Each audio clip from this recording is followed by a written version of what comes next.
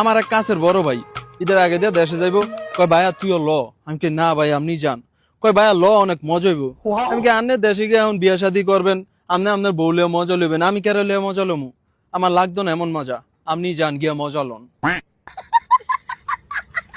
কয় ভাইয়া এমন অনেক মজা হইব রে, তোর বাবির হইলে এদিক ওদিক ঘুরতে মুড়তে যামু, তুই আমাকে কয়টা ছবি টবি তুলে দিবি, কয়টা রিলস বানাই দিবি, তারপর ওই যে বিকাল বেলা সূর্য ওঠা নামে নাচতে কইরা আমি আর তোর বাবি আস্তে কইরা আইটা যামু, তুই আমাকে একটা সুন্দর কইরা স্লো মোশনে ভিডিও বানাই দিবি।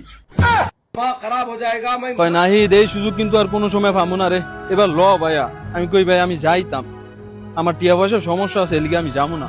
কয় ভাইয়া তুই খালি কোনো রকম টিকিটটা কাটটা ল, তারপর দেশে গিয়ে তোর যা খরচ হয়, এদিক ওদিক ট্যুরে যাবো, যা খরচ হইব সব বাইয়ে দিমু।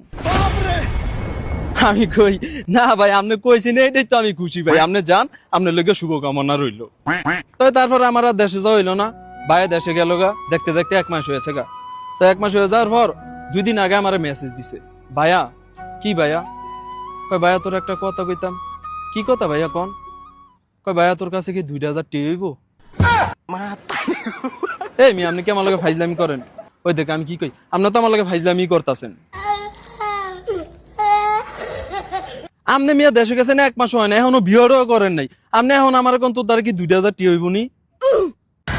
আপনি যদি এই কথাটা আরো 2টা মানুষের দাঁড়িয়ে গিয়া কন যে ভাই আমি তো বিদেশ তো নাইছি 1 মাস আগে, আমি টিয়া পয়সা জানছিলাম সব খরচ হয়েছে গা, এখন আমার 2000 টিয়া দেন, আপনারও তো এমন আছে মনে করেন যে মানুষে ফিডাইতেও পারে। আমি তো খালি এটা চিন্তা করি ভাই, হ্যাঁ যে আমার কইলো ভাইয়া তুই আমার লগে ল, তোর যা খরচ হইব সব আমি দিমু, আমি যদি হের কথা চিন্তা করে দেশে যাইতাম, আমার তো মনে হইতেছে ভাই 2 ভাইয়ের মিললে এখন চুরি করন লাগতো হইলে।